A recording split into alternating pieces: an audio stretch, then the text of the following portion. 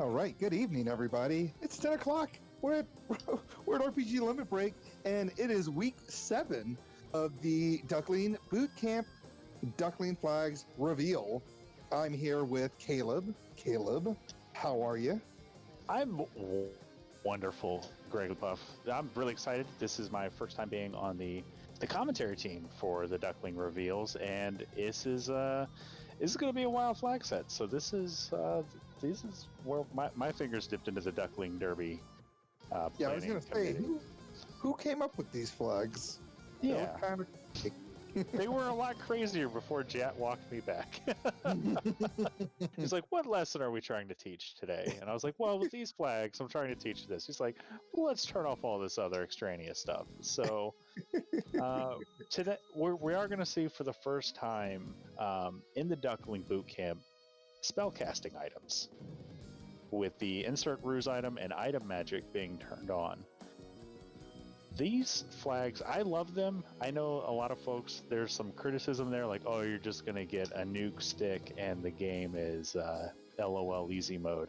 What are your thoughts on item magic shuffle? I do prefer the balance shuffle on it. Yeah.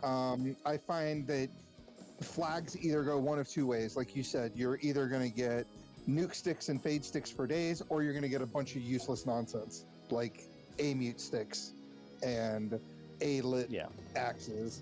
I feel like, I don't know, I just feel like it's never in between. Yeah, and the balance shuffle is still pretty good. Like, you still run the chance of getting like a Lightning 3 helmet. Like the tier 3 elemental spells will show up.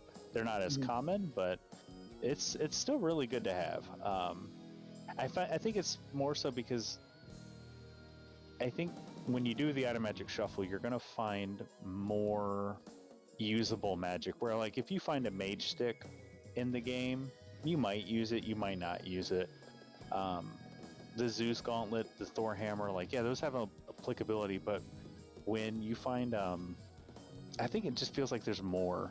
I don't know. Yeah. Maybe it's just like confirmation bias, but even though it's not, it's just literally just changing the spells on those existing items. Yeah. Or it might also be like the replacement of like the heal helm, and the heal sticks. Yeah, especially if something really good rolls into, like you said, the heal helm, the heal stick. What's the other one that there's multiple of? The light axe. The light axe. So if you get, like you said, like a nuke or temper's like, give me all the temper axes. Yeah, and when you can find those sort of buffing spells that are targetable, like a safe stick is really good. It's a nice one-to-one replacement for the power bonk, but if you get like a temper or a fast item, like anything that you can target a buff with, and now you have infinite charges, that it doesn't matter that fast rolled to level 8 because I got a stick that can cast it for free. And the good thing about spellcasting items now is we do have the insert ruse item, which is something that didn't exist before. So before, if you didn't get like an invis or a ruse or an invis 2 thing, and you were high clamps like the first co-op tournament, then you were just kind of whoopsie, good luck. Yeah, the aren't left to the mercy of the RNG. And I do see a lot of people in chat calling for lamp and Aether items, and at the end of the day, if the item magic rolls something that's not very usable like that, it still will likely sell really well, because all that gear is considered in-game sort of elite gear, and push comes to shove, like selling an Aether stick, like I've never been more okay with it. Like a mage stick I might not sell because it might have use, but an Aether stick, it's out the window, and we're gonna get that 11 grand for it, and we're gonna be happy with that. But beyond that, upshelf shops and spells, all that stuff is pretty boilerplate stuff that we're used to seeing. Shops, randomized magic levels, RNG tables, standard stuff. I was just gonna say, enemies looks about the same too. Like, it doesn't look like anything we haven't already seen. Yeah, I'm sorry. Greg and I haven't done commentary in a while. We're both trying to lead, like when you're dancing. I was just gonna call out the patrolling war mech. It's like you took just enough of a break for me to think I could go. I'm like, oh, he's letting me go. He's all right. I'll talk about this. Yeah.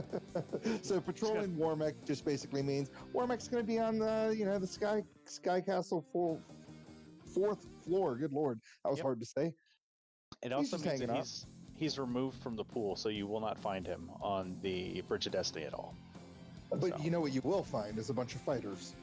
And that's arguably better. Much better. Give me all the 1 to 2 fighters, please. Right. And then when we come down to treasures and incentives, we're working with a no-loose situation. So we do have 3 pieces of gear in the pool with the masa, the ribbon, and the opal bracelet. So again, just enough of a safety net to kind of make sure that you have the tools necessary to get through the biggest hurdle of this seed, which is coming up in 2 boxes. But we also are working with an earlier ruby. With the free ship in the canal, you have access to a lot of the world. So I wanted to have the earlier ruby turned on just so we gain access to the Titan's Trove and Sarda a little bit earlier than we might if that was turned off.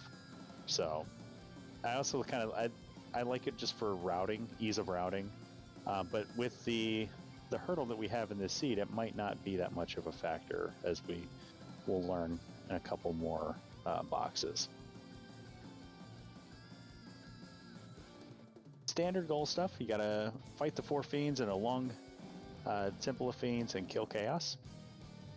Regweld 911 wants to know what are we doing today? What's our big twist? What's the twist? So here it is. It's for the veterans out there watching the stream, hanging out with us. It's just an entrance shuffle. Now, entrance shuffle is, in my opinion, more challenging than an entrance and floor shuffle.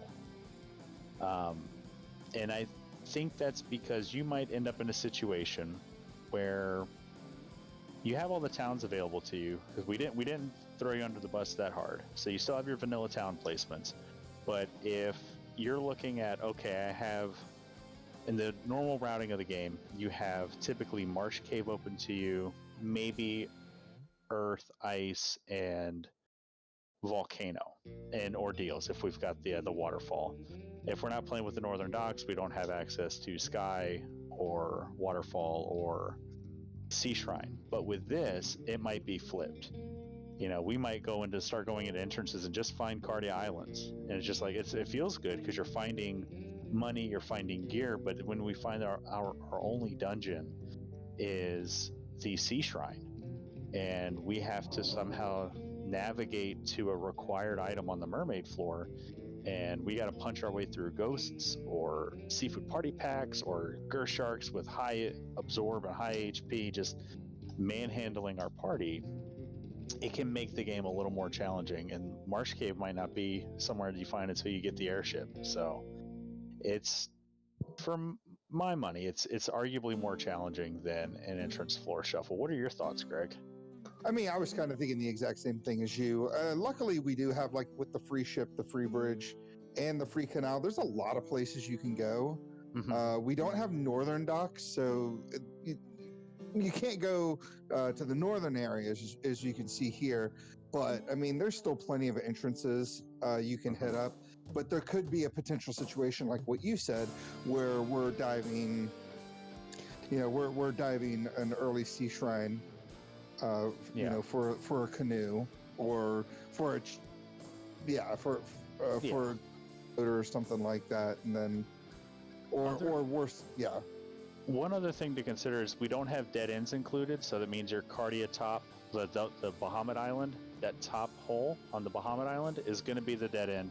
Cardia Tiny is going to be a dead end, so you don't have to worry about, like, okay, Temple of Fiends is a dead end, Dwarf Cave's a dead end. Like, now I'm running out of places where I can go, so you don't have to worry about those. You can go ahead and mark those as cleared on your tracker. And going back up to what we were talking about with the treasures and incentives, that earlier ruby might put us in a situation where we have to deal with a Titan's wormhole, where we find the Titan's Trove, maybe Titan's East, and Matoya's Cave. We go through, we feed the Titan, we get that incentive item out of the Titan's Trove box, and then we walk out the Titan's West entrance just to see where the other side connects to. And if that connects to, like, Sarda's Cave or Titan, like the vanilla Titans West entrance, we could end up in a situation where that wormhole was essentially required, because if we come out Titans West and we end up in the Sarda entrance and we walk up to the vanilla Titans West entrance and we go through there, and that's Ordeals, and Ordeals has our canoe, like that's all of a sudden that's a required wormhole, which for me is another really fun thing to do with entrance, and that's something you can see with entrance and floor shuffle. But yeah, hopefully Darkmoon's seeing what chat has to say so we can get some of the volume stuff figured out here for chat. But yeah, the only other thing I see on here is that generated waterfall cave. yeah, so that's another. So my thought process behind these flags were to introduce the entrance shuffle, like what it can do, but also to sort of throw in some of the more, I guess you say, like modern FFR flags, things you don't see a lot in like the big, like the standard, like Swiss or spring tournament type formats, but you see a lot in the pickup races that happen, and that's not just because I'm the one making the flags for most of those, but like you see it a lot in like other sorts of events, like with the fall league. And procedurally generated waterfall is something that former admin arbiter Leggy Starscream developed, as that's something that she's just a master of. I think that's what she has her PhD in, is actually procedural generation code. Like, it's like no joke. But yeah, so she developed this procedurally generated waterfall. It will be different every time, and if you play with it a lot, when you walk into a vanilla waterfall, you get really confused. But do you have a strategy in mind when you deal with the generated waterfall?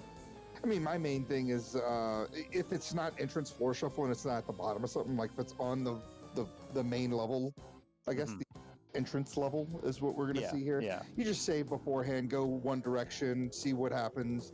If it's bad and you realize you're not going anywhere, just reset and go a different direction until you can figure out where you're going.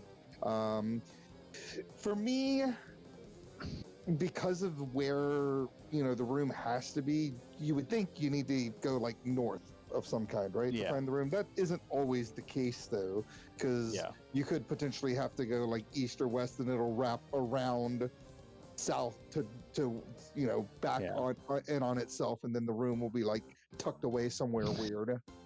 Yeah, I've been in all sorts of procedures or waterfalls, and while I found one in every direction that I think it could be, I agree with what Burt Reynolds is saying in chat. Up and left, it almost always pans out. Like, even if you can't go up and left, like if you have to go down and left and then up, that's probably where your room's gonna be. But I've also been in where it's like you just got to walk straight down because it's literally above you and you can't get to it without going straight down. And I've also I was just saying, my favorite is when you go one direction and then all of a sudden you're back at the stairs and you're like, hey.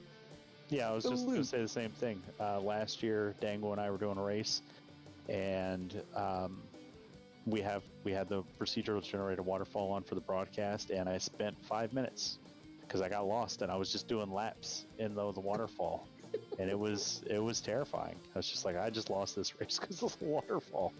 But it's a lot of fun to play with. It's anything that kind of keeps the game feeling fresh and new, and something like procedurally generated waterfall is always going to keep it fresh and exciting. Agreed. Right. So we go down a little bit, we can see our scaling for this week. We're going to have pretty swingy prices, 25 to 400%, so a little bit swingier than you might used to be seeing. So might be dealing with some max priced gear in some of the towns. Like gold bracelets usually roll high when you kind of start flirting with the 400% level. Vendor item prices can usually start ballooning up pretty quickly once you get away from the first 3 towns. And even in Provoca, I've seen 25k bottles. So we got separate scaling activated for both enemies and bosses. You can see that for enemies, their caps are still the same, but I wanted the enemies to hit harder and be a little softer. I like a glass cannon enemy when I'm running these kinds of seeds that make every fight feel a little threatening, but you can get through it if you've got some tools or some of that item magic that we were talking about earlier, like a lightning 2 stick or something like that. And same sort of story with the bosses. We're going to be dealing with high HP bosses. Chaos is going to have anywhere from 3 to 4,000 HP, but the actual stat scaling is going to be a little bit lower than that. XP I find really friendly with 10% per key item. It just jumps up out of nowhere, and you're like, by the time like you're going into like your second or third dungeon, you're going to be gaining like 3 or 4 levels just by taking fights along the way, just really sort of minimizing that need to take a standing grind. And then we got the standard sort of like low encounter rates, 4-6, very favorable weapon blurses. We're not going to find any negative weapons. We want you to have the tools you need offensively to take care of this. Armor, you can be a little bit more flexible with. So there's a lot more armor than there's good weapons. So yeah. What are your thoughts with scaling and XP, Greg? Where do you like to live? I mean, that scaling is, the XP is unreal. I mean, you're going to be with the encounter rate as low as it is, you'll probably still be entering Topher in your 20s, if not even taking grinds.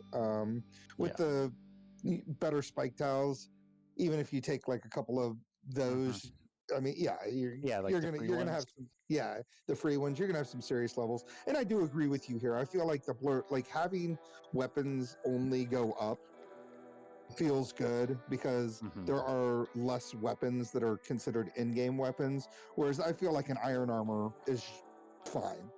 Yeah, you can make an iron armor work. Yeah, if you can make a gold bracelet work, you can make iron armor work. Yeah, so it's not, and there's just, like you said, so many different, there's ice armor, opal, fire, flame armor, steel armor if you gotta buy it and you don't have anything better and it rolled up. So yeah, I like it. Yeah, big fan. And with party composition, you see Chad talking about black belts and stuff like that. We're going to be forcing a random party member. So when I joined the community, it was during Spring Tournament 2019, where we had a guaranteed forced and banned character each week. So my takeaway from the postmortems on that Spring Tournament as a participant were everybody seemed to dislike the banning of character classes, but everybody seemed to be on board with forcing at least one. And it's something that I enjoy playing with. It sort of helps mitigate that I lost on party select when it comes to racing. So if everybody's kind of running the same party, it really just comes down to execution, a lot of RNG still.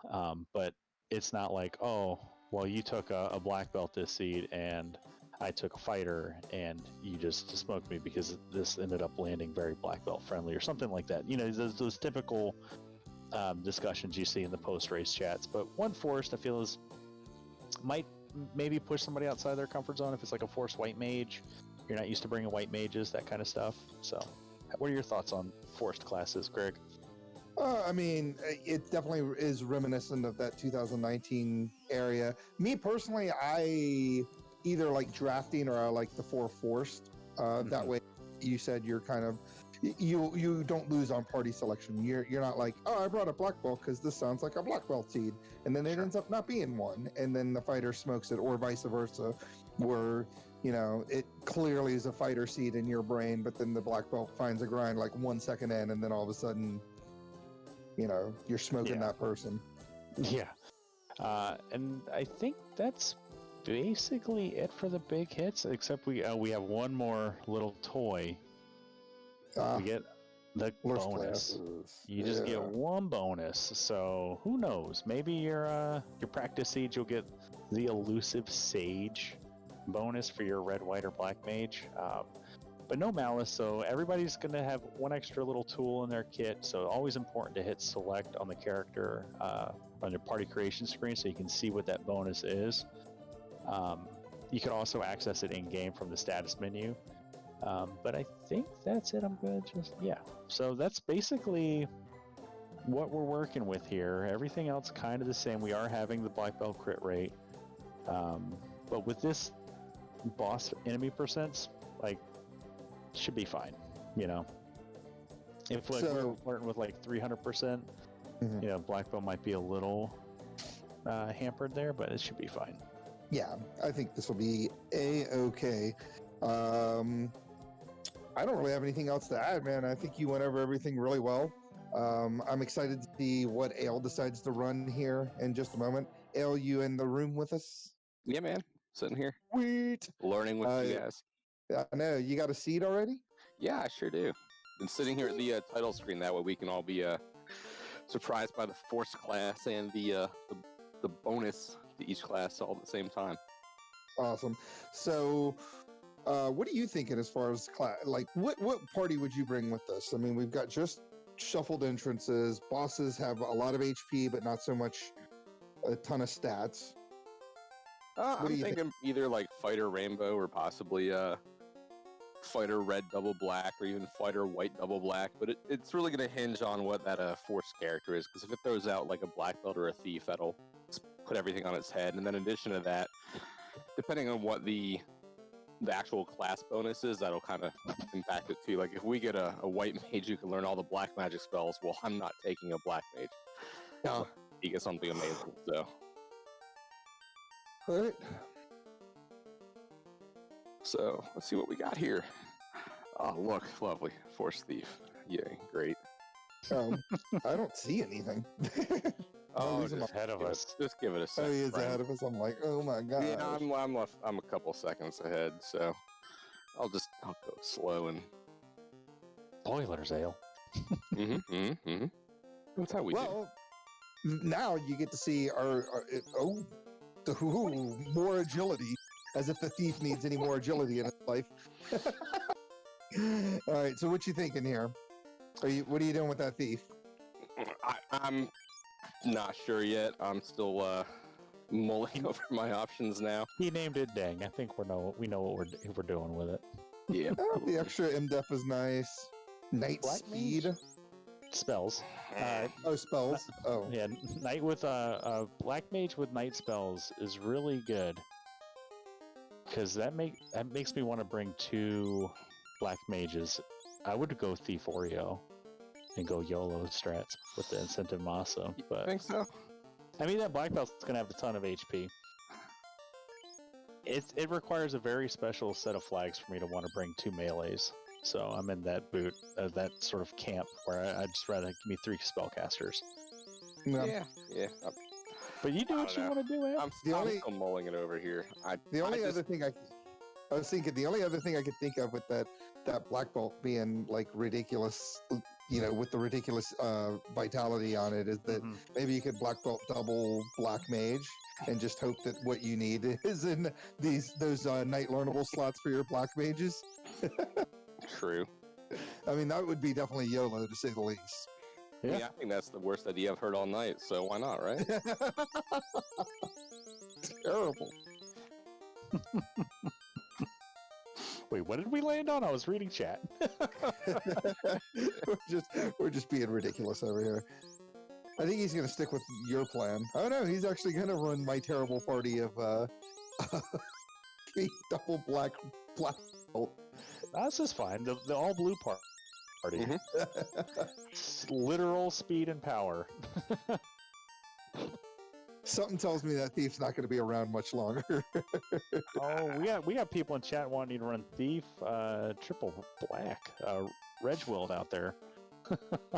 That's a spicy comp. You know what? I'm a man of the people. Well, we also got a couple people that talk about Thief, Red, Black. So I think you do what you want to do, Ale. It's fine. I'll regret everything in 2 minutes. It's fine. Yeah, I can't wait to laugh at Thanks. Hey, at least you don't have to check any boxes. Exactly, right? Exactly. So I guess you guys give me the countdown, I'll hit the button, and then it'll show up on the screen whenever it shows up there. Oh, we're doing... Oh, my Lord. Oh. Sorry, I'm just now catching up to what you're doing. I did not realize we were making that switch. Oh, yeah. We're going to YOLO on the... we're going to lean in on that night spell slot. Hey. We're gonna hope for the best. You might be okay. Yeah, I think you'll be fine. I mean, that's like, what? It's 10 spells. How are you going to learn if you never get out of your comfort zone, right? Or, sorry, 11 spells. And He's we doing it. We have incentive moss. So this is what we're talking about. We have a safety net. We have incentive mossa. We have incentive opal bracelet. We've got an incentive ribbon. So all of that means that we don't even need to promote. Yep. And there's even a guaranteed ruse item, said the producer in my ear. But we don't need to be opening a lot of boxes, so we'll see what Ale does. Yeah, I have faith in it. Let's do this thing. All right.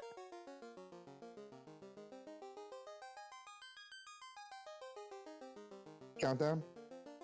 5, 4, 3, 2, 1, go! And now we'll wait a couple seconds. And now we'll wait a second. Go in 10 seconds.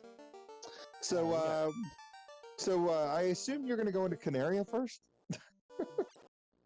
No, he's going to check out Canaria Castle. We got a Titan's Trove, so at least we know if we find a ruby, where to take that ruby. And we could have that potential wormhole that you talked. And there it is. Look at that level 1 fade just hanging out there. We called it. Yeah, level 1 fade and brack. That's Ale reroll. No, this is fine. This will be good. We'll see some flexibility here. We got some +2 gloves. Yeah. So that level one fade will help with a lot of the challenge of the early game of this seed. No. Yeah, this is a thief run fade. Mm-hmm. I imagine us seeing a lot of that. So you're gonna check out Toph and see what's up here. We got a Cardia, which I expected to find. Usually you'll find a Cardia or something free. Yeah. Kind of early. And if you ever look at the different entrance options, and there's allow unsafe start. So and you got a rune sword out of it. So in a standard entrance or entrance and floor shuffle, the game creates a safety area for you. There's going to be one entrance, and it's either going to be Canaria, TOF, or Matoya's Cave that will be a safe entrance. It'll be a Cardia Treasure, it'll be Mermaids. If you have entrance floor shuffle on, it could be Dwarf Cave. It's going to be a free entrance with a couple boxes to help kind of get your feet underneath you. Whether or not those boxes have anything that'll do that is yet to be determined sometimes. But in our case right here, we got the big Cardia Treasure, which is always a good one to find. Yeah. So, Ale going to pick up just a couple random things. Obviously, camping gear is always a good thing to pick up early game. Absolutely. Going to probably pick up some of the stuff that's in here. It looks like gloves and caps rolled up. Yeah. As you can see, there's that big difference between the prices that you were talking about earlier with the 25 to 400%. I mean, gloves being only $7, but caps being $115. Mm-hmm. That's a big old swing. There's some nice ball caps. Those are some MLB authentic caps. Yeah, and normally you wouldn't pick up, like in the vanilla game, you're not picking up caps and gloves, but because you got the +2 and the +3 on them, I mean, you what do we have, like 7 absorb right now? Yeah, it's pretty good. It's like a copper bracelet almost. Yeah, or better than a copper bracelet. Yeah. Yeah. And so Ale is not going to go to Provoker first. He is going to go on ahead and check Matoya's Cave and see what entrance we have here. Come on, Sea Shrine. Come on, forced ice cave. Yeah. Oh God. I just want to. Ale is one of the better runners in the community, and there's the other. So no Fun Titans wormhole today. But I like the idea of Ale having to trudge through a nasty Sea Shrine early, just to show everyone strategies to get through it. You know, because there's many a time where you might be rolling practice seeds for these flags once we release them tomorrow morning, and you're going to end up in a situation that is less than ideal. And how do you deal with that? And hopefully Ale will put himself in a situation where he can show you, and it's going to be level 1 fade. Yeah. Yeah. So the good thing now, exactly. The good thing now is that we have found both ends of Titans, so we actually never have to go to Matoya's Cave, which is nice. We can just mark that off of our brain. Matoya's Cave does not exist anymore. It's incentivized. No, but the other end. Yeah. The other entrance. Yeah, the other entrance is at Canaria's Castle, which is just easier place to get to than Matoya's Cave. Oh yeah, absolutely. And it's so we western entrance too at that. Yeah. So we got that early, as you can see, that early ruby that you mentioned in the flag. So looks like we will be feeding the Titan here pretty soon. And Life Ball and Fizz too. What is going to be here? Nuke. Give him Nuke. I know. Oh, the game did not troll him. It gave you... All right, so our Black Mage is going to be just rocking a bunch of white magic, huh? Black Mage is doing our best impersonation of a white mage. Until we get to level 4 Black, and it's going to be like Nuke, Fast, and Temper or something. Yeah. Big pickup here, especially early wall. I don't think the ribbon was part of the incentive pool, but that just makes like not having to look for a ribbon nice. Yeah, there's one free ribbon out there. Okay, there is one in there. But you're right. Like now we don't have to worry about finding maybe 2. Yeah. You know, we get 1 and we keep 1 on a Black Mage because he's got life. And Ale, where you going, Ale? You go to Canary, man. It's the easier way to get Titans. We were just talking about that. It's like right there. It's like he doesn't even listen to us. Like just hop in there. He's right there. Feed him the thing. Talk to the guy. It's okay. I'm sure he was dealing with kiddo stuff all day, so his brain's probably not working too good. He's usually better than that. I just want you guys to have something to talk about. That's all it is. Man, we got a lot going on here, man. We're excited about this. This is a fun time. Level 5 at the 5-minute mark. We got our levels keeping up with the timer. A bunch of money, and there's our... Nice. Where are you going to go? You go hit up a soccer game with that thing? Absolutely. Going to the World Cup. I'm going back in time to 2010. So the Vuvuz, how's it pronounced? The Vuvuzela. Yeah, Vuvuzela is that is our multi-instrumental Sarah. That's a fun percent flag that we like to throw on here and there, and it just turns the lute into one of many instruments. Okay, Fast Unlock 2 and Lock. So the nice thing about all that money that we found in Titans is it's going to finance all of our magic purchases here. We get Fast, Lock 2, and Heal 2. That's pretty good for level 3. Yeah, nice, not too bad. Nice balanced utility level. And we can't learn the level 4 white, so we can just skip that shop. And here we got Ice 2, Fire 3, and Cake. Yeah. Ice 2 is like the nicest priced one. So all that rest is really expensive. Yeah, that Fire 3 is no bueno as far as how much it costs. I mean, it's just going to deplete everything. But those heals, I'm feeling pretty good, you know. Pick up 99 heals for $500. That's not bad. Oh, yeah. Let's see what we got here. Bunch of nothing that this party can really use. Yeah, so we're going to go back. We're going to pick up Heal 2 and then probably Fast and Lock 2 if we got the money for it. Oh, we're not going to have the money for it. No, we're going to be able to grab Heal 2 and call it a day. But you know what? That's going to save some time. Now, I know he did grab heals earlier, but still, you know, with Heal 2 at level 3, with 3 casters of it, I mean, that's a lot of time saved using Heal 2 versus menuing out a bunch of heals. Here's where we start running into where my brain goes into, I'm going to have a problem soon. This is now our 3rd entrance, and we haven't found a dungeon yet. I'm sorry, our fourth entrance, because we found both sides of the Titan. We found, and 2 Cardias. So now we're looking at Northwest Castle, Marsh Cave, Earth, and Titan's Trove West as possible progression, or we always have the Crescent Lake item check, I guess. But Ale gonna get on his horse and check out the Marsh Cave. What do you want to see here, Greg? I mean, I really, for Ale's sake, or just for the sake of just getting through the game, I'd like to see Ordeals. Maybe Ordeals is always a good, fun, easy place to get through. Only a couple spike tiles you really need to get through. We got Elfland Castle, which isn't useful until we find the herbs. So that's kind of one of those things where we're going to have to check in our brain. All right, Elfland Castle down in Marsh Cave, beeline there once we find the herb. Yeah, we're circling the drain of potential problem here. Because I guess we still have the Dwarf Cave entrance to check out. Yep, then here's Waterfall. Yep, up. He's got. No! It's up and to the left. He's got to get through the wall. Gotta Not even wrap bothering around. with these nightmares, huh? No, not gonna take the mud galls. Look at Not that into HP it. though. Like this is treacherous. Everything in here hits ridiculously hard. No. And we don't have a way out of here that's not running. Yeah.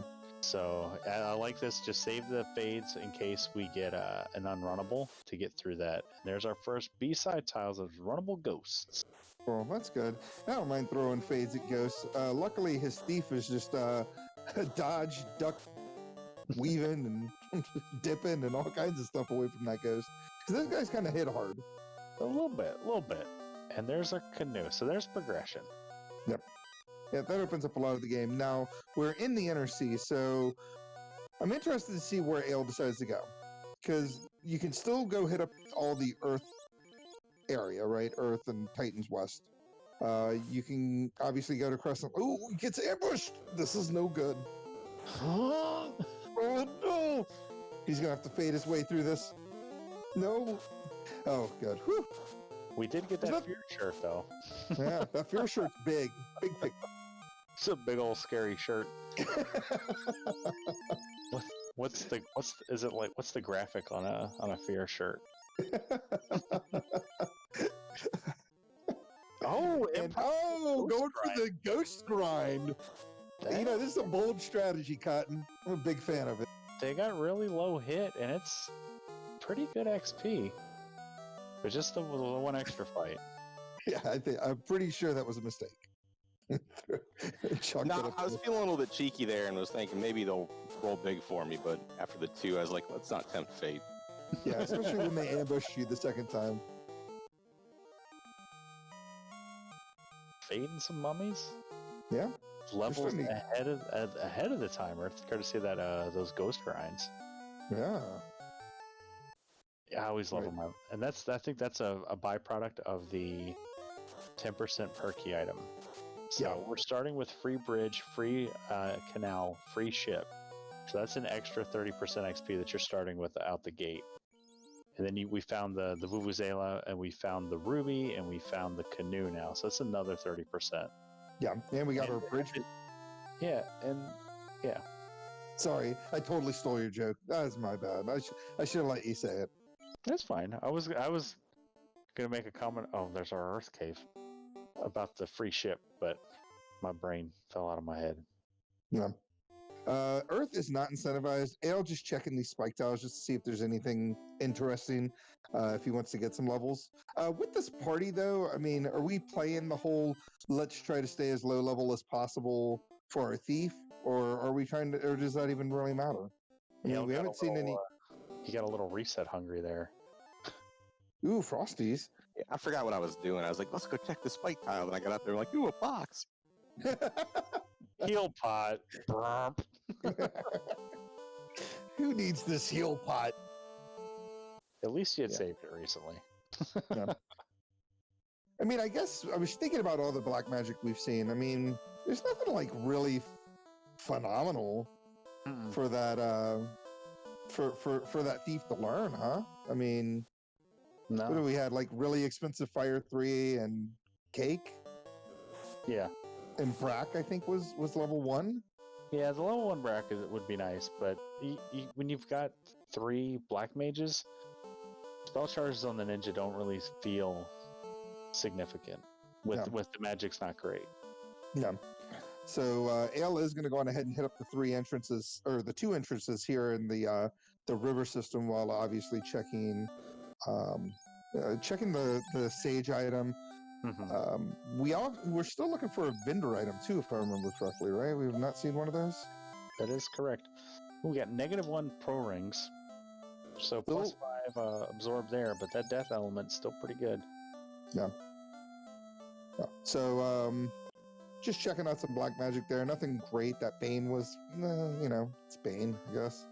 Oh, and there's a bottle. All right, so that we're gonna have to wait until we get in the air to do anything with that.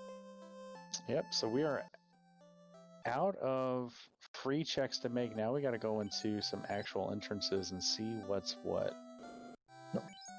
we have a lot of incentive dungeons. So if we find a volcano, we find a sea shrine, any of the standard ice ordeals, marsh cave, those would be pretty good. But that bottle, nothing we can do with that. Yeah. Rock solid in chat. They are playing spin the bottle. They're weird. Interesting. I guess we're holding on to the fear shirt. Well, no, he's actually going to see what it sells for. It doesn't sell for anything, so we'll see if that ends up being the black shirt or not. Yeah. So, so as of now, Fairy's going to stay in the bottle for a little bit. We're hitting up the river system here. I feel like with the canoe, with what we have going on, there's really no correct way to route. Yeah, it's things. really, You know what I mean? Like, because you either hit up just ordeals, you hit up just Earth Cave and Titan's West, or you hit up just volcano and ice. And we're looking for that floater. It's a lot of proximity routing. So we've got the we're in Crescent Lake, volcano, ice are right here, and there's our incentive marsh cave. Okay. So, but yeah, it's usually path of least resistance when I run these kinds of flags. Like, where am I close to, and what can I get through? And with level 1 Fade, there's not much you can't get through when you've got 3 casters of it. So yeah, and I'm sure that with the encounter table and just this is probably one of the dungeons Ale wanted to see because he's only got to be able to make it through 1 grind tile. Unless something ugly rolls on one of the many enemy formations down here, I imagine Ale's not going to have an issue just walking in and walking this stuff out. The place I imagine Ale did not want to see was Ice Cave. Yeah, there's still a good chance that what we find here might not be required right away. Like, we could find the Opal Bracelet, we could find Slab, we could find Rod. Stuff that will help us eventually, but not right now. We're looking for that floater. Yeah, the floater is like the main thing. That opens up the rest of the game for us. Mm-hmm. And then at that point, we may not potentially need anything else but the rod and the cube. And there's the chime. So definitely required, but not necessary right now. Well, it may not be required. The chime may be housing something. This is true. I mean, yeah, unless like it's housing a fiend dungeon or Topher. Yeah. But consider, we've only found Earth Cave. Yeah. The thing once you start shuffling entrances and floors and floors and entrances and all that is you start realizing that the only thing you really need is the loot and the key. With shuffled entrances, the only thing you potentially could need is the rod and the cube on top of that, because you could find those fiend dungeons in free areas to get to. Like, you may not need the Oxio. Yeah. I've definitely had seeds where all 4 fiend dungeons rolled to the inner sea between like Dwarf Cave, Marsh, Northwest, Matoyas, the even Ice and Volcano. Like, that little cluster of early entrances, I've seen all 4 fiend dungeons land there, and it's floater is not required because you can get everywhere with just a boat and a canoe. Yeah.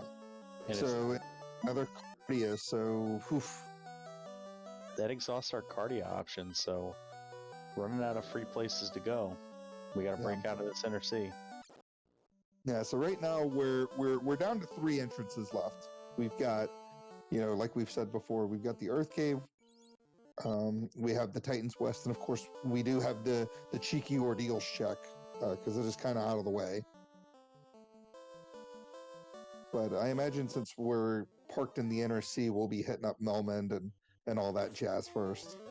Mm-hmm. Yeah, with these sorts of flags, I always find myself going to ordeals before Volcano and Ice, which is because I hate navigating these river systems. Because I like river, and I think it's a byproduct of playing the game as a kid.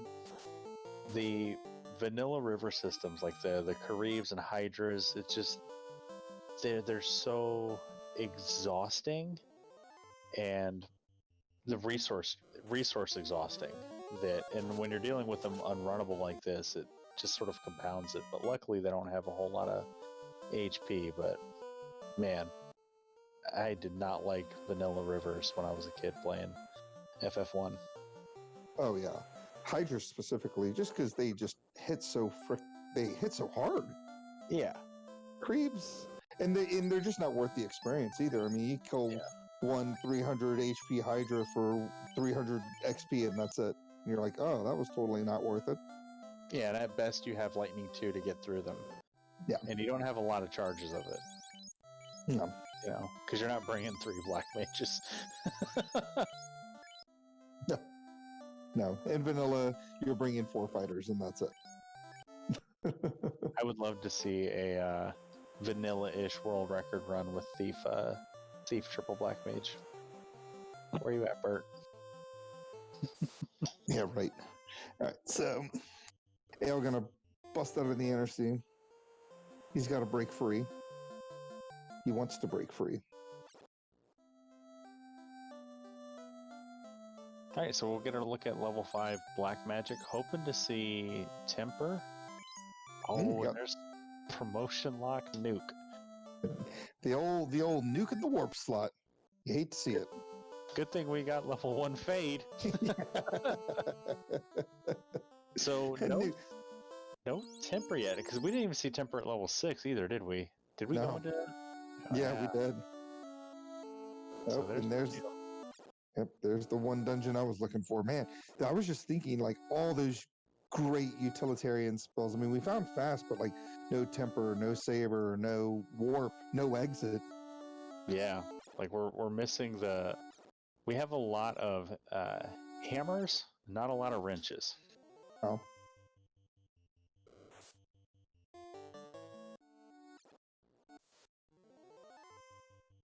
We're gonna see a lot of more unrunnables. So this is a good fight to take though. Zombo's pretty good XP, pretty good money.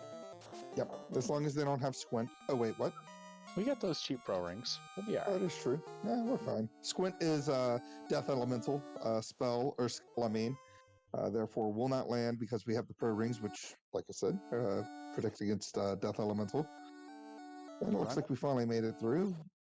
It's in the big brain pillar. Running from the doubles on BD, that's a good XP fight too. Yeah, it can get kind of scary though. They hit pretty hard. I'm just gonna keep going back to level 1 Fate. I mean, Ale doesn't need levels, man. Where we're going, we don't need levels. Oh, pure stick. Pure stick, getting all the good item magic there. Pure and fear, it's fine. Yeah, it's all good. Couple level 3 bonks. Yep, just hanging out right next to each other. And there's our floater. All right, pretty good. Ordeals always has the floater, no matter what location it's in.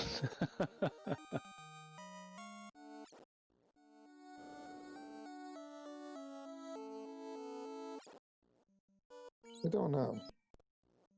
Bert. I got no answers for that. But kind of feels bad, checking all that stuff in the river system just to have the floater just hanging out right there, right outside of the inner. Yeah, but like you said, it's a coin flip. It really is a coin. Yeah, 2 entrances and a town with a free incentive. It's a better probability play, but yeah. Oh, for sure. I mean, the floater, like, I always try to tell newer players this. I mean, the floater could have easily just been in Crescent and that's it. And it wouldn't have mattered. Or Ordeals could have been where Ice is, Yeah. But 23 minutes in the air still feels pretty good. So it looks like first place we're going to go with Sarda and Titans West. And then probably hit up Earth Cave as well, see what's here. Yeah. Finish cleaning up this continent, and there's our Dwarf Cave. Pretty good. Hey! Big money. Got a little bit of money. So another thing you got to keep in mind there, if you're running trackerless like I tend to, hey, it's Volcano. That's an How do you feel about doing Volcano this early with an incentive? Looks like Ale feels pretty good about it.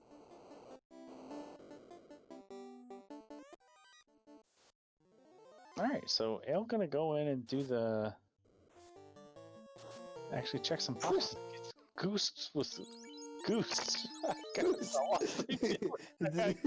we got a goose. Goose loose with Brack as the Ghoulgeist trying to put a stop to Ale's progress here. Yeah.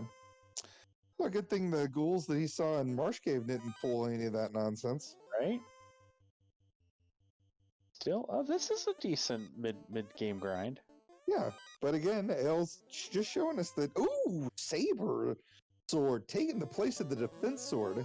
Mm-hmm. And you know it's the defense sword because there's not an icon associated with it. So if there was the little sword icon, we knew it would be the Bane sword. But when it's just spell with the Blur-Sing or whatever, it's gonna be the defense sword every time. Unless you're playing with all weapons cast magic, then just bless your heart, figure that out. It's impossible. Like you can figure out the stats of the weapon, but it's a lot of shop information. Yeah. That saber, as of right now, we know we don't have temper or saber available. So being able to have basically a bonk sword feels pretty good. It gives us a strategy for every fiend fight. Thief sabers 3 times, while black mages cast 3 shots of Invis 2 over the first 3 rounds. And if we end up finding one of those ruse items, let's say one of the light axes rolls ruse or Invis 2, then we're gonna feel pretty good about everything. Yeah, because then it gives us something else to do in those first 3 rounds, where one of the black mages, instead of spamming Invis 2, can throw that wall out there that we didn't buy at level 3.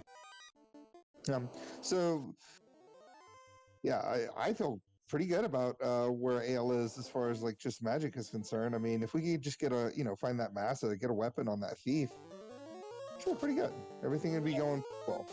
Yeah, vanilla rune sword isn't terrible, but it's not a real end game weapon. Yeah. So I mean, I guess you could go full on spell zap strats and just make anything an end game weapon. You throw enough fast and sabers and of course throw some Invis 2s out there and just hope that Chaos only has a punch skill or punch not skill. The script. Script. Thank you. Yeah, no worries.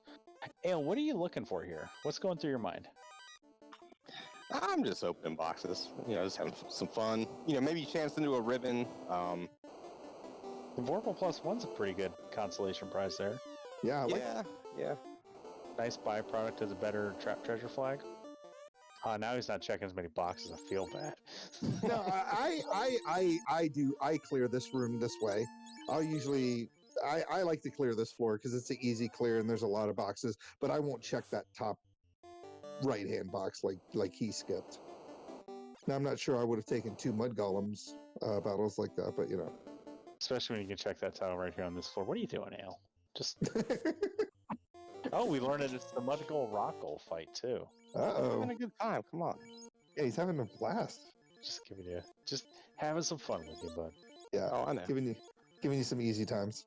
I guess I should give you guys a heads up. So the thing I've decided to do for this run, because might as well have some fun with it, is as soon as I find an incentive dungeon or a fiend dungeon that I can clear, we're doing it. So it's not gonna be one of those like, oh, we should come back here later kind of scenarios. It's gonna be like, hey, we found it, let's clear it.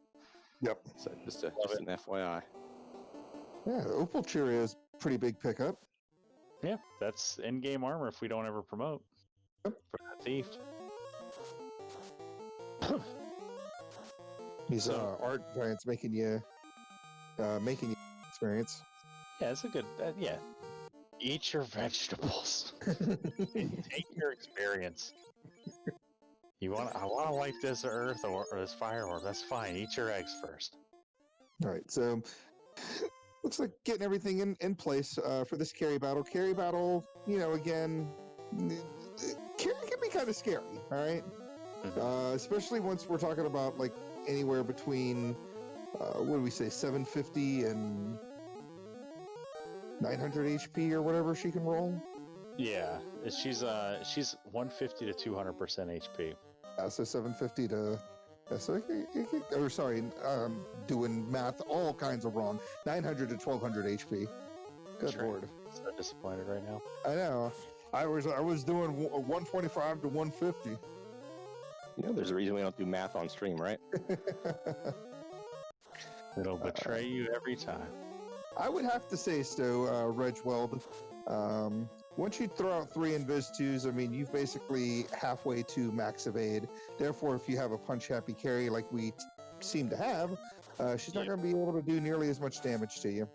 Now, if she spooks us with like a thunder or a damage poison or a blaze coming out the gate, but that rune sword fasted with some sabers dumped into it. Takes her out no problem, So the fast doubles your hits, right? So at these levels, what are you getting? Like 3 hits on the rune sword, 4 hits somewhere in that general area? Yeah. So you're getting between 6 and 8 hits on the rune sword. And then, of course, the saber, like we mentioned earlier, if you don't know what that is, it's basically a self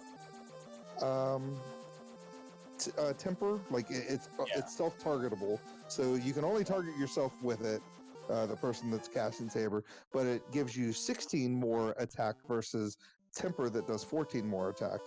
So it's a little bit more useful. Bold strategy walking to the caravan when we could have just landed on top of it, but there's our TNTs. When the spirit moves us, we can go back to that Titan's West entrance and visit our friendly dwarves under the mountain. Yeah. And at least the dwarf cave rolled into a cave, so it's like aesthetically pleasing for them. Yeah, it's an easy thing to remember. You're like, oh. Yeah, they're not like a Northwest Castle. Like they weren't evicted. They're like, but bold choice going to Onrak Continent without the Oxio. What are your thoughts? What are your thoughts behind this check, Ale? My thoughts were, hey, I've got the Oxio, let's check it. And I stopped and was like, oh wait, I don't have the Oxio, let's not do this. I was surprised you're coming here over the Cardias, but who knows, maybe Matoya. I mean, we don't have the crystal. I mean, my initial plan as I say hello, goodbye to Matoya, was to go to the Cardia Isles, and I was like, oh, well, I've got 3 places I can check right over here in honor. So it'll be fine. And, yeah, I mean, well, we found it is what it is. I was going to say, you do have the bottle and the chime, which is a couple of tricks you could do, but, I think this worked out okay. Yeah. We got the TNT out, so we can, one less thing. Let's try to get our steps in today. It's fine. For it. It's New Year. Got to get our, there's our Incentive Sea Shrine. So, New Year, new ale. We're going to work on our goals here. Exercise is important. It's important to try to get at least 20 minutes exercise every day. Get that heart rate up. Get that blood going. Oh, I think one of us is supposed to be marking the tracker, but we're not. See, that's why I don't know what I have. You guys haven't lit up the tracker for me. Thanks, Richwald, for helping us out here. We got that. We got the floater. We got that. Oh, airship even. We have a free bridge. We did not find the crown. We did not find the kill. We got the loot. We've got the TNT. We got the ruby. Got the bottle. Got the chime. Chime. There we go. I think everything looks pretty good. That's what happens when I'm so used to just doing commentary. Like if I'll track when I track, but there's a required rod. Button click. So we're at the point now where we haven't seen Mirage yet, and we need the cube to do Mirage. Yeah. So we've got our required rod. We've seen the other Fiend dungeon, which is Earth Cave. We know there's hanging out in Dwarf Cave, masquerading as a different cave. You know what would be pretty tricky? What if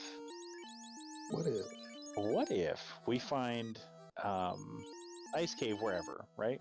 Yeah. And within that ice cave we find the Oxale. Like maybe the chime is gating the ice cave, and then when we go into Onrak Dungeon, that's where we find our Sky Palace without the cube. Yes. I could see that. And then the cube could be like the crystal turn in. Yeah, we still got the slab and the bottle and all that stuff to turn in.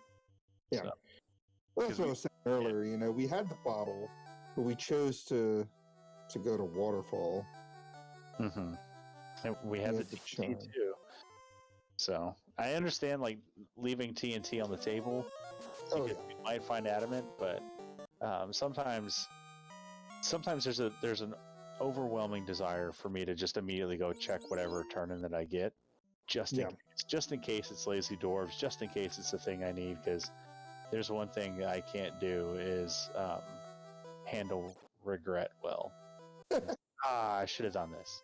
But then sometimes I don't do it. I'm like, oh, I'm glad I didn't do that. Yeah, so. It's like the super salad. You know, they ask you, do you want super salad?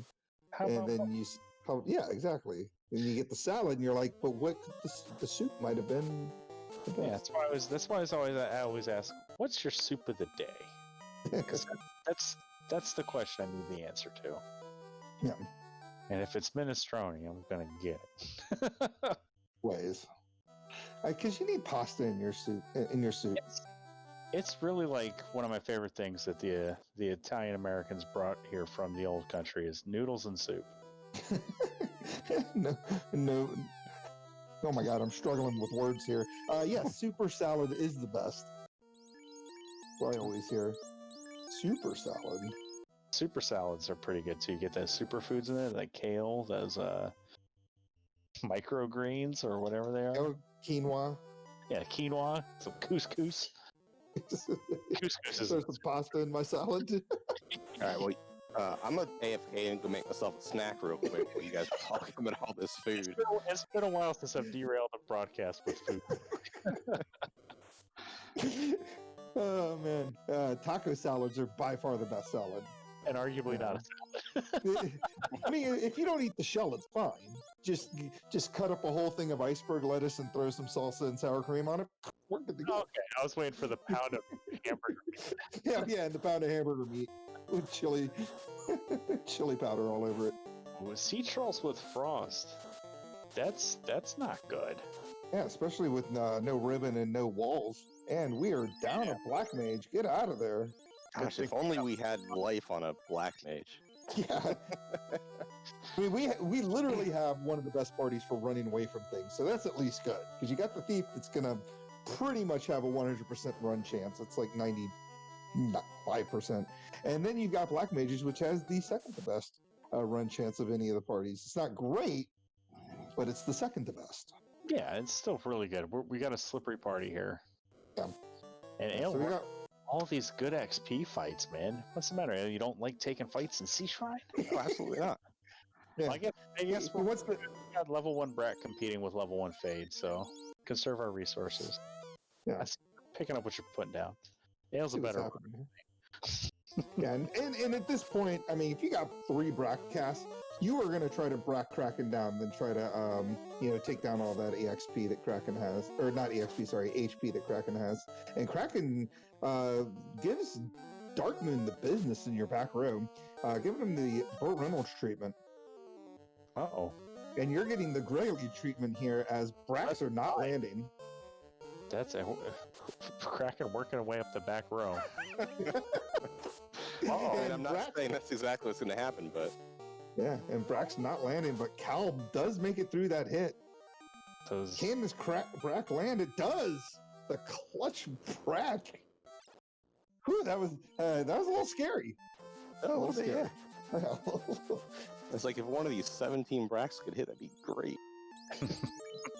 Yeah, nothing like I was calling a race during I think spring tournament 2009. Hey, it's over. That's a very important location, arguably the most important location. I was calling a race during I think spring tournament 2019, and it was an old runner named Braxis Muse. He was playing, and he was taking on Tiamat, and I think he whiffed like 17 Bracks, and ended up taking a wipe. And it was like it wasn't even like a scary Tia. Like Tia like only attacked, but like he only had like a light axe or something, and it just wasn't doing any damage. So after whiffing like 17 Bracks, he they just chopped each other down for like 5 HP at a time until Tia finally won. So there's a wonderful routing thing that just happened here. We found COF and then we immediately found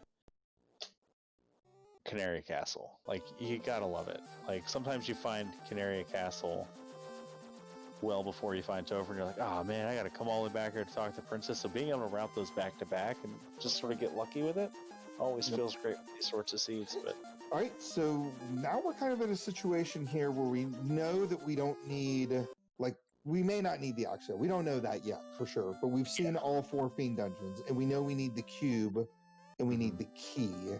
It looks like we're doing the slab turn in, but we're probably going to route in bottle, slab turn in, maybe a TNT check, and checking the chime location all in kind of one go here. Yeah. And no, he's gonna wait for Adamant to do TNT, which is no, he's not. Never mind, I forgot where Dwarf Cave was. Sometimes the entrances are hard. It's like I said, Hale's a better runner than me. He's also probably got a tracker up. And so Matoya hiding behind the waterfall. I hope she gives us the Adamant. Passive aggressive dwarves. I was about to ask what the opposite of a lazy dwarf is. So it's passive aggressive dwarves. Here, you go. Matoya's got it. Where's she? I don't know. She left a long time. It'll probably turn into like some reverse like vanilla chain. We'll get the crystal. They'll give us the crown. We'll take it back to her. She'll give us the crown. We'll take it back to Northwest. We'll find the guy. Be like, hey man. He's like, here's some herb. Petty dwarves. Somehow you're gonna have to work in the Oxyale into all this. Like, you're gonna need the Oxyale to get to Astos or something so that you can finally get the key. It would feel kind of bad. But I do like this proximity play here. Obviously, it is required to kill Lich, but if you're in the area, you may as well hop in here and beat up a couple of old men in a cave. Yeah. Nothing wrong Now, with here's the deal. We have Cake at level 4. Are you going to dang him down, or are you going to just absolutely. fade him down? Oh, man, of course. If you don't get your insta-kills on your Fiends, it just feels like you're not playing the game properly. Well, it's like, going back to what you're talking about with the Braxis Muse situation with the 17 whiff Brax, I've found that's really frustrating. obvious statement is obvious. But I've abandoned it. Like, I don't bank on Brack anymore. I just try to go in with damage now. But because of that, like, you do enough of these seeds, whether it's just for fun, for practice, whether it's in a random pickup race, but you start feeling, it feels real bad to just know that you're at the mercy of RNG, where, like, at least if you're doing damage, there's some element, like, you feel like there's control there. So I'll check in my favorite room in the game. It's mine too, bud. Yeah, I like this room. Yeah. I like this room because it has 2 spike tiles that people don't typically check. Mm-hmm. Yeah, I just wanted to hop in and show off that better trap treasure location. Yeah, it's a good idea. That top left one that I was like, oh, I'll check this other one on my way out, and I forgot about it. It's like, I'll go back for it. It was a little bit of cash, and I was like, It was not a ribbon, it was a pro ring. Mm-hmm. Yeah, pro ring -1, but since we already stocked up on Crescent Lake for them, no need to go back and double up. No. All right. So Ale, once he gets through this dungeon, we'll have 3 Fiends down. Like I keep kind of broken recording my way through this, but we know we need the cube and the key. The cube, obviously, to kill Tiamat, and then the key so we can get the rest of the way into Topher, because we know that beautiful soccer instrument that I can't pronounce only gets us the Vuvuzela only gets us past the steel plate, but you got to actually have a key to open the door once you get past the steel plate. Yeah. What's it called, Greg? Steel plate, man. It's a steel plate. No, the instrument you play to get past it. No, it's yeah, it's fine. I'm sorry, man. Coming out with the blizzard. Lich is like like ice too. Yeah. Look what I can do now. Yeah, that's a little scary, especially with a Lit 2 coming out and doing a little bit of damage. Still trying to feed the cake, though. Of course, he does not want to eat his cake. We're down to the nitty gritty. As another cake cast does not land. Why don't you wipe to Lich 1? I'm the only one that can have a massive failure. And Thunder! Oh! Where is Thunder? Is he in chat? Fire 2, that ribbon, clutch. Oh, sleep. Okay. Okay. Whew. Okay. We know that Blizzard's coming back around. Wow. Caleb clutch. Let's go. Man, saved by the ribbon. You soaked up a lot of Blizzard Thunder, Fire 2 and Lit 2 there. That was the nastiest Lich 1 I've seen in a long time. I know. I sat there beforehand. I'm like, I should probably heal. I was like, it's Lich 1. It'll be fine. It was almost not. Yeah, it almost. That's where it was. Yes. My hubris. Mm-hmm. Wow. Well done, Al. Goes to show just how important that ribbon is, getting those elemental defenses there. Because I mean, the difference between a Thunder hitting you for 250 damage versus hitting you for only 60 damage, kind of big. Shadows is 100% on hitting the point right on the nose there. Live by the meme, died by the meme. Except we somehow survived by the seat of our pants. It's great. Yeah, so this seed's showing us that the Fiend's not playing kind, so with their vulnerabilities to their instant kills, Brack taking several instances to land, a cake never landing. Yeah. What's your approach going to be for Tiamat when we finally go to Sky? Oh, we're gonna Brack him. Gonna just hang on to this bottle as long as humanly possible as we go on ahead and talk to the Lefanish here. We did learn their language, right? We've talked to. I hope so. We talked to the masters of linguistics in Melman. I don't think we did. We're gonna find out real quick. I'm pretty sure he did.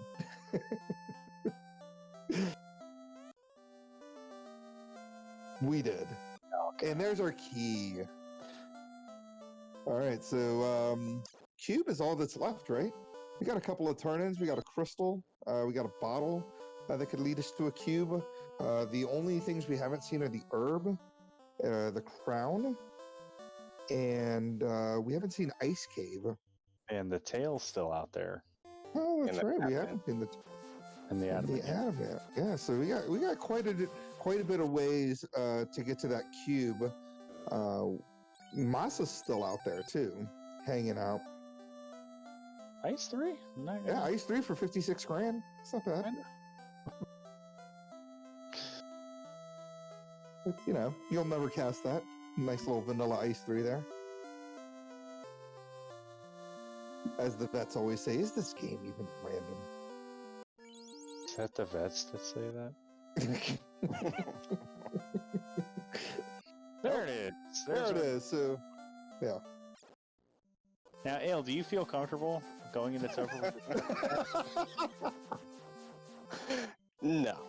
I mean, a rune sword in a dream. Yeah, exactly.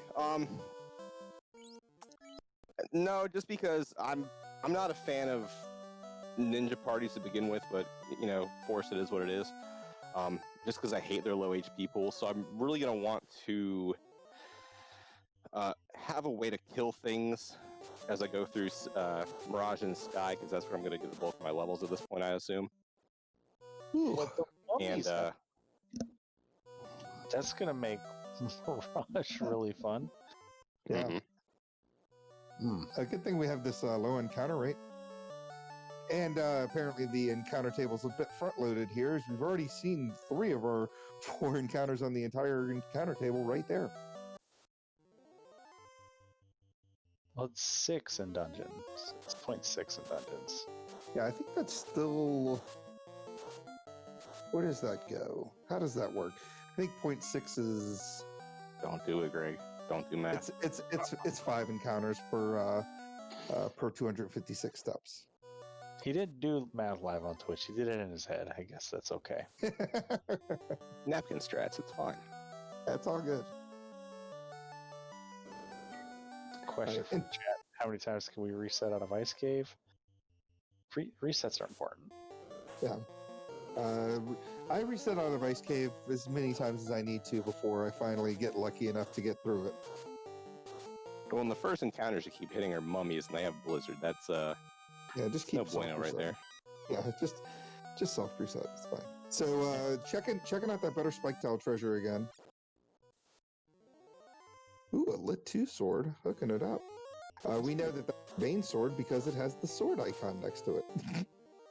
Yep.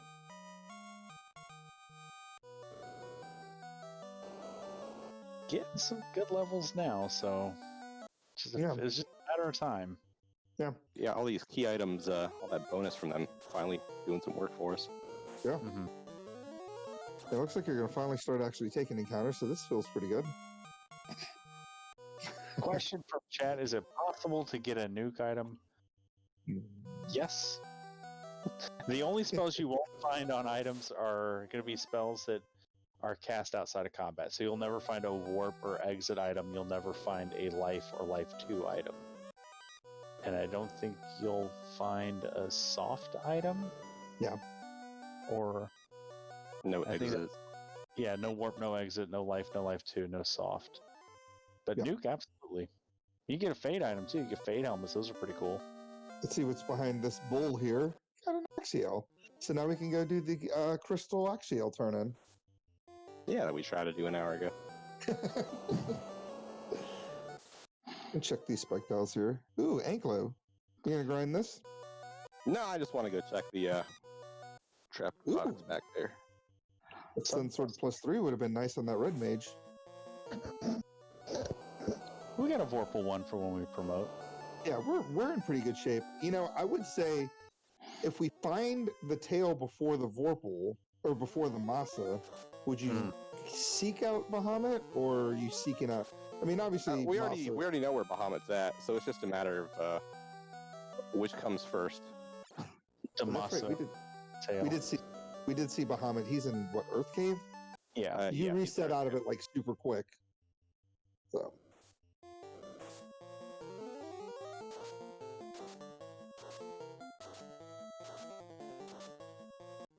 So, Ale, do you continue doing your turn-ins? Do you go to the Ordeals entrance while you're out here? What's your next play?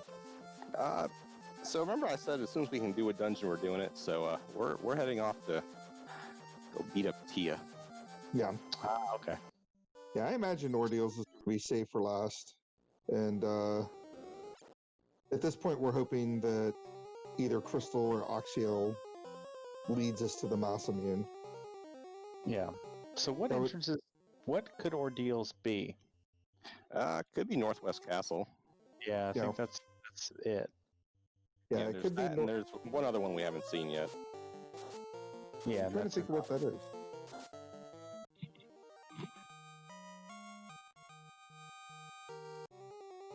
Sardis Cave, I think, is the only other one we haven't seen. Good pull. Yeah, it took me a second. I was like, what have we not seen?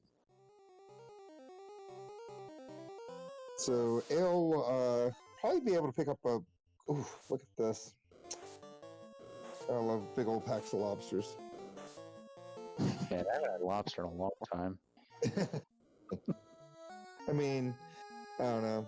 I'm a landlocked person. I don't think lobster's all that great, but you know, you're from a place that hasn't water. maybe you're into lobster. You're in a place that has water. It's fine. You worked at a seafood restaurant. And I wouldn't eat it on that. No, I would definitely eat at the seafood restaurant. Just, you know, lobsters. Yeah, lobster's fine. Yeah. I think I would rather have a lobster roll like out of a place like Maine or Connecticut or Maryland or where's it? Ale doing the full on. Well, you said that somebody's roaming around, so we're trying to go and find him. Yeah.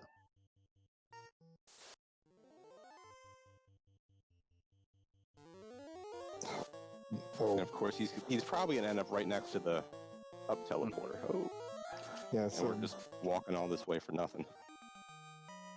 Market throwing his lobsters out there. Twin instrumental with the pun of the night, butter spells.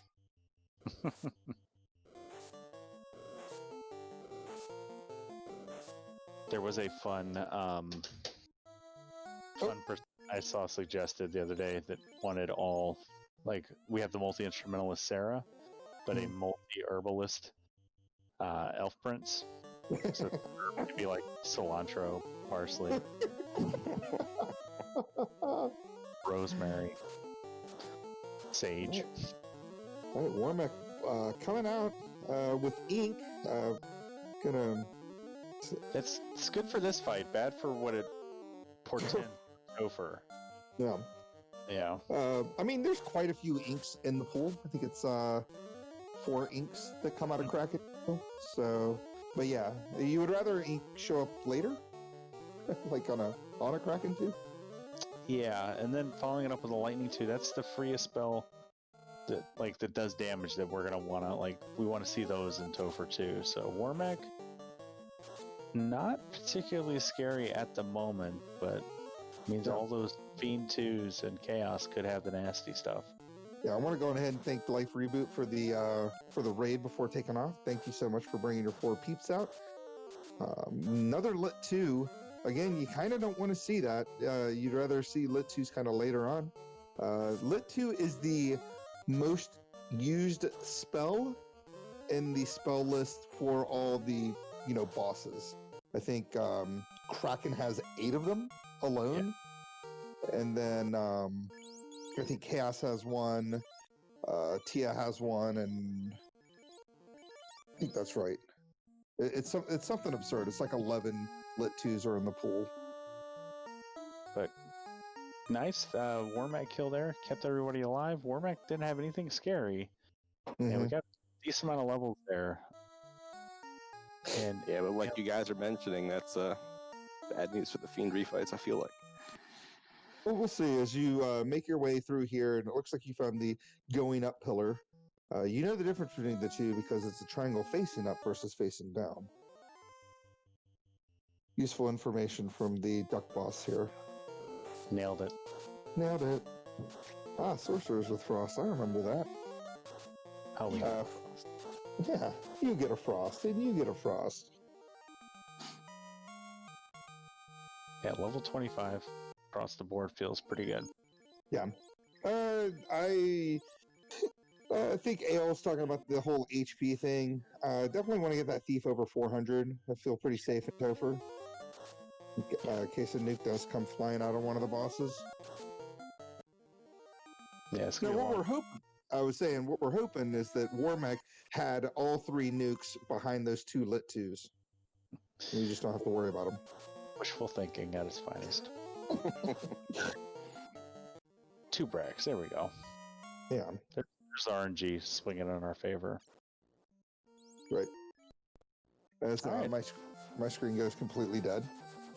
Where to now? We can do Crystal, we can do Onrak. That's what it looks like. We are ready to go into Topher, but we still want to find that super elite sword to swing. Or the tail, because we do have that Vorpal +1 that we could also be using.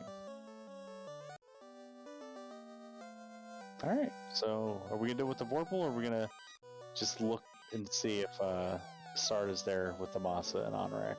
Yeah, we're gonna check Onrak real fast, just in case, since like we figured out that's really the only other dungeon we haven't really seen. Well, one of 2 that we haven't really seen. So yeah.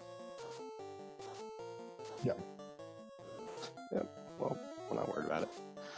I think either way, we either tail, we know where Bahamut is, gets that 4-pull, and we're good to go, or we just pick up the Masa and just move on.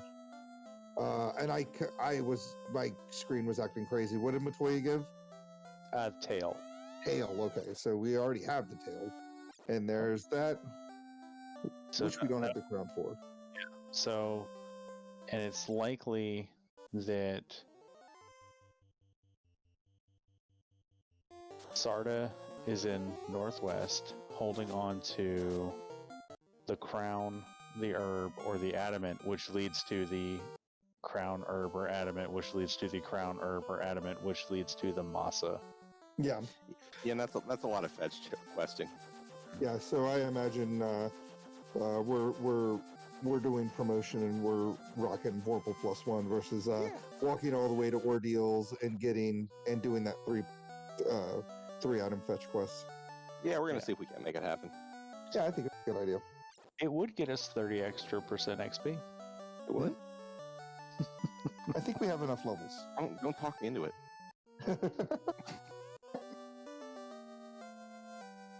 Don't threaten me with a good time. All right, so an hour in, No, we're going here. we're pretty good time. So we have one ribbon. I assume you'll probably want to hit up Provoca and maybe pick up those wall spells that we kind of left on the table a while ago if we hadn't done that. they were, In Provoca. yeah. The only other thing I could see picking up was Fast an early level? Like level? Yeah, I think we picked level up 3? fast. It was level 3 or 4, and we picked it up because that's how we got through carry. Oh, that's right. Yeah, we have him on the black mages. I was thinking the black belt or the thief. Mm-hmm. But there's nothing great here, if I remember correctly. I remember seeing like slow and stop and saber. Yeah, there's really no good level 1 to 4 ninja magic except fast. Yeah, and we're not going to use bracket at this point in the game. Mm-hmm. And cake, but that's about it. Yeah. So it looks like Ale's going to go on ahead and start getting himself ready for Topher at this point. I think you're pretty solid, right? Yep. Just rock solid. Throwing out what I'm going to do before I do it. So you are going to go on ahead and grab Nuke before you head in. I guess that does. Yeah. I mean, Another yeah. extra sleeper. Can't hurt. 'Cause- yeah. I mean, we're blazing through the sea right now. I'm feeling pretty good about it, considering we checked all those entrances before finding the floater. I mean, we are flying. So overall, I feel like everything else has gone really well for you in this seed. Way to commentary, Carson, bro. Exactly. I mean, if he only cursed himself on that Kraken and Lich 1 battles. I mean, those are some scary battles. All right, here we go. 101. Well, basically, we'll call it 102. Yeah. Coming into. So the good thing about the kind of lower encounter rate is that we're going to obviously be able to get through here much quicker than we normally would. I mean, we're going to see obviously less encounters on the way down. Mm-hmm. Getting good. The only thing here. Yeah, the only thing I do worry about is just, because the HP pool's a little bit higher on the Fiends, that's just more chances for them to show what they have as far as skills and spells are concerned. Yeah, those fights are going to take a little bit longer. And Gassie's on the spike tile. Yeah. And here we are without warp to get out in case we need to grind. We have the built-in warp, the reset button, or the hard reset if you're playing on a Mac emulator. That's a good question from Twinstrumental there. Do you have the answer to that one? Does a Blurist class's magic bonus belong specifically to a class? I.e., if a black mage can learn white magic level 1, can a ninja because they can learn black magic, or is it class specific? It is class specific. So in this case, we have the black mage can learn night magic. The thief cannot learn night magic just because they overlap with levels. It's not linked to the permissions of the spell in the shop. It's linked to the permissions of the class specifically. Right, and I was hoping you would get the old the Revenge of Lich 2 here and be able to feed him his cake, but he's not interested in his cake either, as Zap comes out, and this is going to get ugly real quick, as it takes down 3 of his 4 Light Warriors. We got life on the Black Mage. We do. We got life. We got 8 more. We got 3 more cake charges. Let's go. Eat your cake. He eats it. Did we try equipping the Fear shirt? Did we learn that it's the white shirt? Because if it was the black shirt, that would protect one of us for the with that zap. As the black shirt also gives us ice and time elemental resistance. It's true. The gold 3s are better than that as far as armor is concerned. But yeah, I mean, if you wanted to go into a battle with that on, let's see. It is, in fact, the black shirt. So that could be a strategy moving forward, since I think there's at least one more zap in the pool. I think. Yeah, Chaos has 1 and Lich has 1, I think. Has 2. So there's 3 zaps out there. I don't remember. Yeah, I'm trying to think. I don't know if Chaos has 1. I'm pretty sure Lich has both of them. Yeah, you're right. Yeah. And Rubes is helping us out there, making sure, keeping commentary on track here and knowing exactly what we're talking about. Rube's one of those big ducks in the pond. Yeah, big old duck. As we're gonna go on ahead and are you feeding more cake to Carrie this time? And we got Stun Touch on Carrie. Yeah, Carrie with Stun Touch is spooky. We didn't see Death Touch yet. Yeah, I'm glad you brought that up. He said suggestively.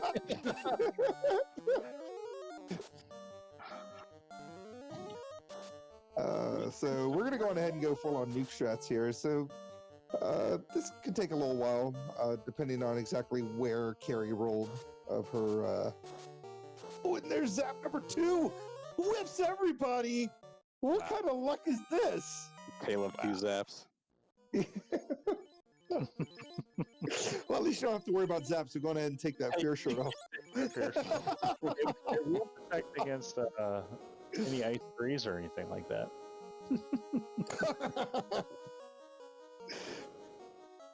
Yeah, I think there's only 1 ice tree in the pool, and it's from Chaos. So I think we're gonna be fine. As we make our way to Kraken, completely just doesn't bother moving his. So let's see how this goes. As Invis flying up. Good turnover here. Each Invis 2 raises our evasion by 40 points, so we're halfway to evasion cap. And there's a nuclear. That nuclear does not care about your evasion cap. Can't dodge this. Yeah, trying to think about what he wants to do to get some levels back. He needs to keep at least DM or Calb alive, so we can use wall or life later. And of course, Kraken does hit too. I don't think there's anything scarier than a Kraken that hits and also has scary spells and skills. When Kraken casts fast. Yes. Question from chat: does the randomizer fix glitched non-working stats or no? If you're asking specifically about intelligence I think is the only glitch stat that doesn't really do anything in FF1, and it still does nothing in the randomizer. But all of the broken spells and weapons that were glitched in the vanilla game are fixed in the randomizer through the bug fixes and conveniences. Yeah, like Temper actually does raise your attack by 14. Saber raises your attack by 16. Lock actually lowers the enemy's evasion instead of raising it or whatever it did in the vanilla game. Our heal pots under 50. Yeah. Luckily we've got nice. 20 heal 2s, yeah.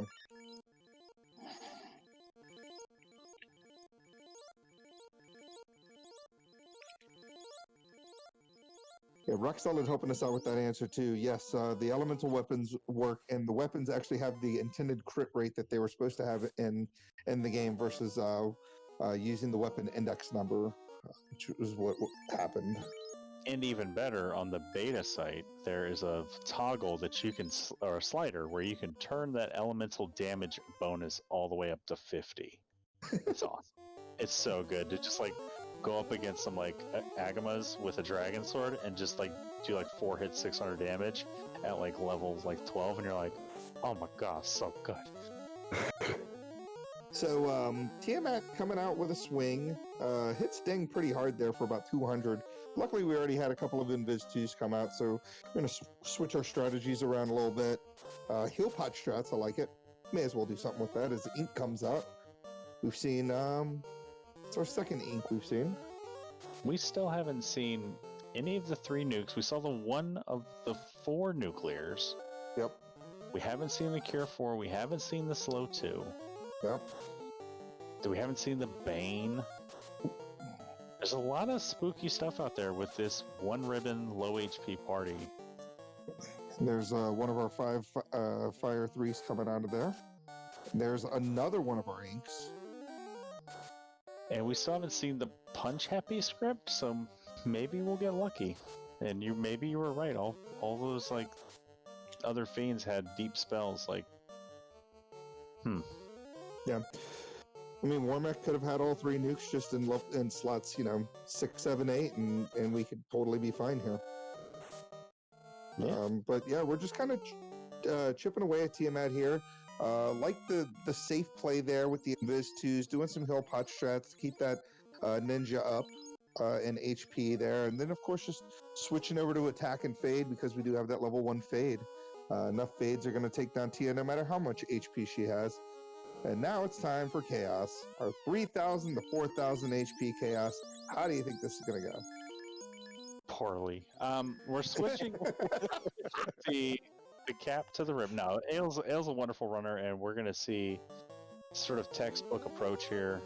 Yeah, got invasion coming out. It's a safety, right? We got to protect everyone, but we also got to turn Dang into a killer. Yeah. I like the moving the ribbon over to your thief because you don't really need to keep your black mages alive anymore. That is a good sign. Chaos already missing with attacks. Still going to go on ahead and Invis 2 up just to make sure we get all the way to that evasion cap, but it may not be necessary. So we did back and buy the level 6 lock. So see what happens when we try to get a test swing going. And Chaos opens with Cure 4 as the first spell. So we need to make sure that we can do enough damage to Chaos that obviously we can take Chaos down in 9 spell charges, right? You know. So there's a good sign. Vorpal already doing a ton of damage. 8 hits over 500 damage from the first swing. So this should, barring, I mean, we're still in very scary nuke range. Yeah. And the fact that Chaos does have a spell script. 8 hits 732 though. So another huge hit. About a third of the way there, I would say, for sure. Yep, Chaos guaranteed to have at least 3,000 HP here. So this is going to be a test of the Duckling Derby, or the Duckling Boot Camp, to sort of measure your tenacity when it comes to fighting these high HP fiends that can be really scary if they have the right combination of spells. Yeah, but luckily we've only seen that open with Cure 4, Fire 3, Lit 2. We know doesn't hit very hard, doesn't appear to have a skills list as of now, unless the skills list rolled, unlikely to go, as that last fade comes out for 156, takes down Chaos. Throw out your GGs to Ale. Ale just showing us that Thief and 3 black mages with all the white magic they could ever need is enough to get through the game. GG. Yay. We did it. Thanks to Reg Weld for the party suggestion. Bang, bang, bang, bong, bang, bang, bang, bong. Definitely worked out pretty well. Yeah. Anything is possible when you put your mind to it. Yeah. I felt pretty good about that run, Ale. You really just went out there and you showed all these new ducklings just how to make it happen. Yeah, a lot of the flags are it kind of turns into an exercise in stretching and getting out of your comfort zone. I mean, me personally, this is a comp I've never run in the past, so it was really, really nice that it was fortuitous, I guess is a better word, that black mages could learn night magic, and yet we had the most stacked white magic the black mages would have ever hoped and dreamed to have had.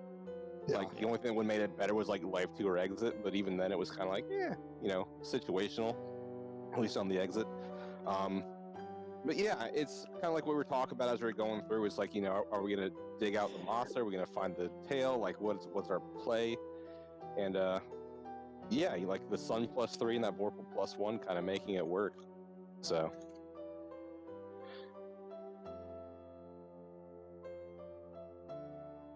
Yeah, I mean, I got nothing else really to say about it. About the run, I think that it went really well. We had a good crowd out here. Tomorrow, of course, we will have the Duckling Week 7 boot camp seed released then, and everybody will be purged out of the current room. As of right now, we have averaged 49 runners for every single week. And when I say average, I mean we've literally hit 49 every week. I think we hit 50 a couple of weeks, but maybe 48 one week. But it's been right consistently 49 people. Nearly 40 of which are newer players that are running these seeds. So if you were here and you enjoyed what you were watching, this looks fun, you're like, man, look, that's Final Fantasy, but it looks like it's actually working and being fun to play, then please feel free to join the Discord, give yourself that Duckling roll, and run the asyncs, man. The asyncs are a lot of fun. The Ducklings, again, more for the newer people. Caleb, who runs the async seed, is kind of that mid-tier style asynchronous race, and then of course we have our challenge seed run by our former and current spring tournament champions in Crab Cakes and Spells Up. So I'll kick it off to Caleb because I was talking a lot. So go on ahead. So we do want to give the quick announcements.